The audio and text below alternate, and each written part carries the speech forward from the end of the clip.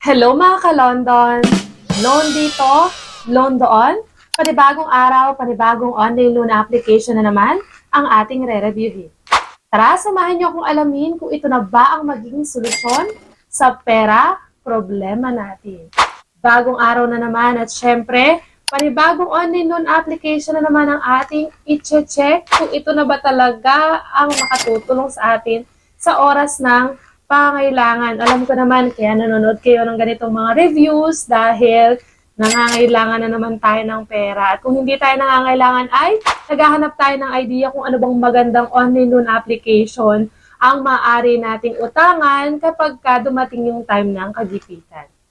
Kaya naman hindi pa rin talaga tayo titigil maghanap ng online loan application na legit at worth it pag-utangan. Pero syempre, hindi ko kayo hinihikayat na mag-loan sa online loan application. Ang purpose lang ng ating review ay bigyan kayo ng idea kung magkano ba talaga ang ino-offer ng online loan application na ito. Siyempre, para tulungan talaga kayo makahanap ng legit na online loan application.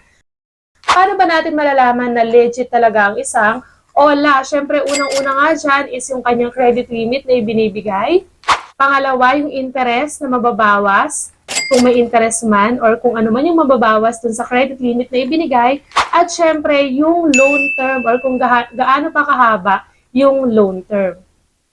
Alam ko excited na kayong malaman kung ano bang online loan application ang i-review natin ngayong araw dahil pwedeng ma-download ito ng mga Android users dahil available ito sa Google Play Store.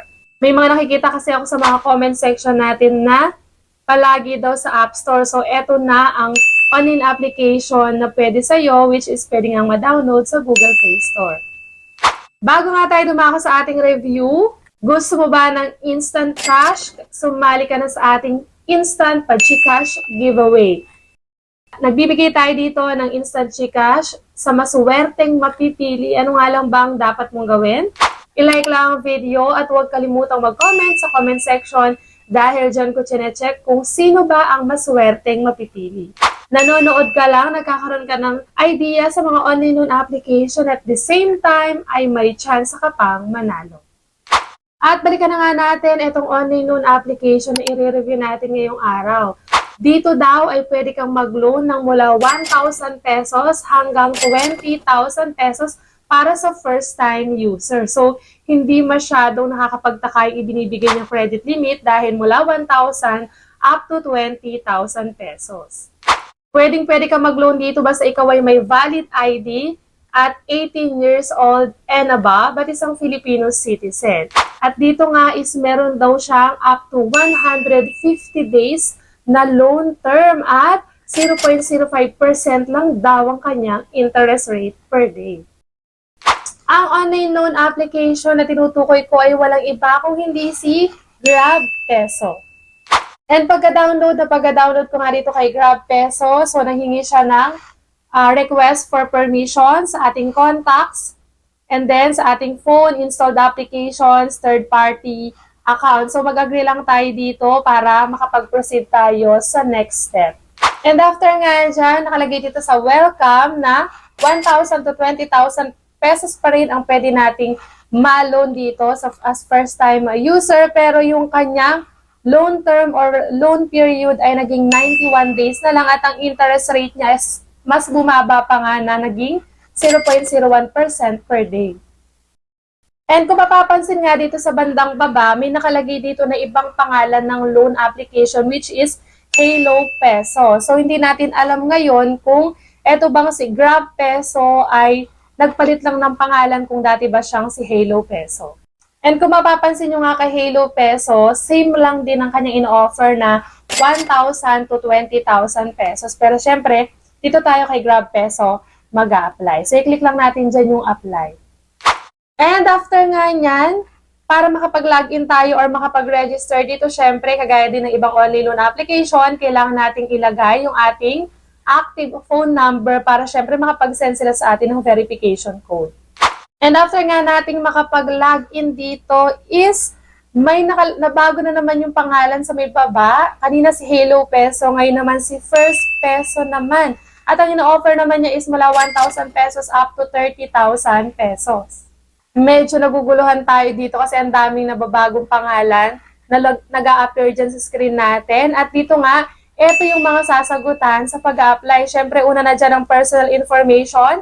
Kasama dyan ang educational level, kung ano bang natapos mo.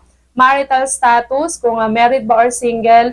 Loan purpose, kung para saan mo gagamitin yung niloloan mo.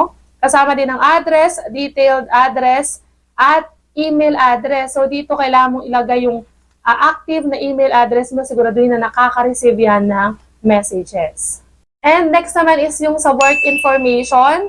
Siyempre, lalagay dyan yung occupation, ano bang trabaho, saan industry na bibilang yung work mo, monthly income, importante yan, kung ilang taon ka na ba, gaano ka nakatagal sa iyong trabaho. Kasama din siyempre yung company name at saka yung company contact number. So dito, wala namang hinihinging other documents pa na related sa work mo.